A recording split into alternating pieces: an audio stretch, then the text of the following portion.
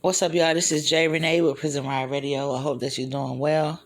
This evening, we have a brother on the phone for 8 years, but has not been to trial. So we're going to talk to him about that and about some other things. And let's jump right into it. You there? I'm there. All right, hey, bro. Thanks for having me. Yeah, most definitely. Thanks for taking the time to sit and chat with us. So let's jump right in, okay? Tell the people where you're from and a little bit about yourself. Okay. Well, I was born in Washington, D.C. and stayed in Silver Spring, Maryland after my parents moved there. And I stayed there most of my life, at least up to 18. And I graduated from Springbrook. This call is originating from the Maricopa County 4th Avenue Jail. I went to college for a little while and didn't complete until much later on in life, but that's pretty much in a nutshell. Okay, how long, I know you're currently behind the G-Wall. How long have you been incarcerated? Okay. Well, I've been incarcerated for about almost 8.5 years now. I'm currently in custody at 4th Avenue Jail in Maricopa County, Arizona. This is my first and the only arrest of my life. I have been incarcerated since July 10th of 2013, and as you stated correctly, that I have not been brought to trial yet. I just want the listeners to know that this is not an isolated incident, but it's actually a common practice. The average length of time most minorities spend in county jail before going to trial is about 3 to 10 years. That's crazy. And it is. And to kind of accentuate that, actually the ACLU published a report called The Racial Divide in the Maricopa County Attorney's Office. And that can actually be found at smartjusticeaz.org. Again, smartjusticeaz.org. And this is just a small snapshot of just a few of the racial disparities found in Maricopa County. For example, in 2017, it was reported that African Americans only represented 5% of Arizona's population, but they account for about 13% of the prison population out here. Now that's something else. So let me run it back right quick. So you said the average is to stay in the county jail from 3 to 10 years. So, and you've been there yourself for almost 8.5. So what does your lawyer have to say about this? Like, I'm not understanding. What's going on? Well, that's an interesting question. I'll put things into perspective. I'm on my 14th attorney. I'm on my 14th prosecutor, and I'm on my 4th judge.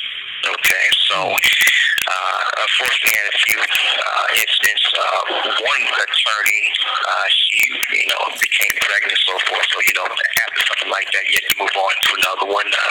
One passed away due to cancer, and I'm not one of those type of defendants, so to speak, that will, just let anybody, say, hey, just take this plea and just be done with it. No, there's more involved with, in a case than just taking the plea. I've learned quite a few things while I was in here, and most of it is learning how complex the criminal justice system is. But one thing I would tell the listeners that whether they have a loved one in jail or if they find themselves unfortunately in jail, it's good to know what the prosecutor has against you, and that will require you doing a little digging on your on your part, so to speak, and to obtain the evidence that they have against you, so you'll at least know how to fight, or if it's necessary for you to take a plea, for you to be able to negotiate the best plea that you can. Okay, I can understand that, but it seems like this type of practice should be illegal And I know of it happening not only in Arizona where you are, but all across the country, that people are behind This bars. call is originating from the Maricopa County 4th Avenue jail. Behind bars and haven't been to trial yet for an asinine amount of time. That's crazy. So let me ask you this: how have you stayed motivated being gone so long away from your family and haven't even been to trial yet? Like, what keeps you pushing? Well, I'll say this. On my mother's side, my grandfather headed up a division of the NAACP out in West Palm Beach, Florida. And I guess you could say I have some advocacy in my blood, so to speak. So I draw strength from my ancestors in that regard, and I just don't like to see, an injustice, and I just don't want to contribute to that by just saying, okay, I give up. You know what I mean? And I have certain principles that I would like my children to understand that, if you believe in something, you must stand up for it. And, those saying if you don't stand up for something, you'll fall for anything. Right. But to answer your question, about how, some of this works, a lot of people don't understand that we're also being denied the right to a preliminary hearing. And you deny that, that's the reason why a lot of people end up staying in jail so long. When you have preliminary hearing, when you have that right, that opportunity to challenge the prosecutor on why you was arrested and to question your accusers, I mean, that's a big blow when that right has been taken away from you. So out here in Maricopa, for example, they skip that process altogether, okay? And they take your case straight to the grand jury to secure an indictment. But what does it for you is that they present your case to the grand jury in such a way that and sensationalize your case to where they're going to always get that indictment no matter what. So when you go to your not-guilty arraignment, saying you're not guilty and they read your charges, so to speak, they're really deceptive in doing that because they also are saying you are also waiving your right to this preliminary hearing, so you're unable to prove that they don't have probable cause to arrest you in the first place. Right. Okay. Is that so? When it comes to preliminary hearings, is that something that is supposed to happen, or everyone's supposed to get by law? Isn't that a law? Yeah, I mean that's part of the due process rights that you have. It's as far as the criminal justice system is concerned, you're supposed to have that right. But if you're not educated in the law, unfortunately, folks like us find out after the fact, and you're behind the eight ball at that point. Wow, that's crazy. I know that we were talking about the area that you're in. I've like I said, I haven't heard a lot of great things about that facility or that area. I know we was talking about the racial disparities and things like that, how higher bail bonds and things. So can you elaborate a little bit more on some of the things that you've seen or experienced? Yes, I sure can. I'll post some of the nationwide statistics here. African American and Latino men receive bail amounts that are 35% and 19% higher than Caucasian men. Also adding to that fact is that African Americans and Latinos are 21%. This call is originating from the Maricopa County 4th Avenue jail. African Americans and Latinos are 21% and 25% less likely to be granted non-financial relief than Caucasians with similar cases. So with that being said, and I can speak for Arizona, but I'll speak broadly as well. But most states, not all, but most states will require collateral for you to obtain, your bail, your bond. So if you're indigent or you don't have the financial resources, or if you don't have a house, if you don't have something to cover the average bail, which out here for African Americans is between $100,000 and $1 million. If you don't have that kind of collateral, you're not getting out. You know what I mean? You still have the 10% that you have to put down, to a bail bondsman as well. You know what I mean? So they damn near make it impossible for you to get out of here. Right. Well, that's purposeful. I believe so anyway. Let's talk more about your idea that you had. I'm sorry, what were you about to say? No, go ahead. I Okay. was listening. But yeah, you was telling me about your idea. Something that you wanted to do or was trying to do. Right. I'm trying to put together a campaign. The heading of it is Random Acts of Compassion and Kindness. And our mission, we would like to reinstate the freedom of minorities who have been arrested and detained without a proper investigation. It is my belief that if you are if you're in a situation where you're possibly going to get arrested, that we need to have advocates out there that are accessible to them, that they can consult before they actually go to jail. And that's what I would like to do, is to put something together where people can get a hold of others that are knowledgeable about the law, so they can at least know what their rights are before they say anything to the police. You know what I mean? So one of the things I wanted to do was put together a bail fund called Financial Relief for Indigent Minorities Bail Fund. And with that being said, there are people who are unable to afford bail. And we're not talking about, some of the other bail funds out there that are also wonderful, but they only, help you with small amounts, 5,000, 10,000, but there are other brothers and sisters out there, and they just had the opportunity to get out. They can actually probably dissolve their case altogether. Right. We're talking about people with bonds that, 100,000 or more, right. That don't have that opportunity, and their families, are cash strapped, especially in this economy with this pandemic. A lot of folks are, just trying to make ends meet. You know what I mean? So at the end of the day, we would like to help folks to get out and to at least secure an attorney. And some of these people, they're already working.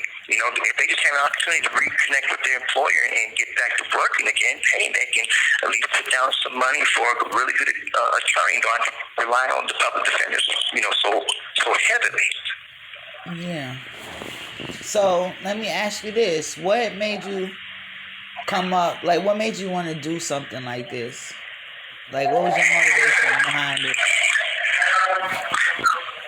Okay, well, my idea behind this is this. I'm going to tell you a short story.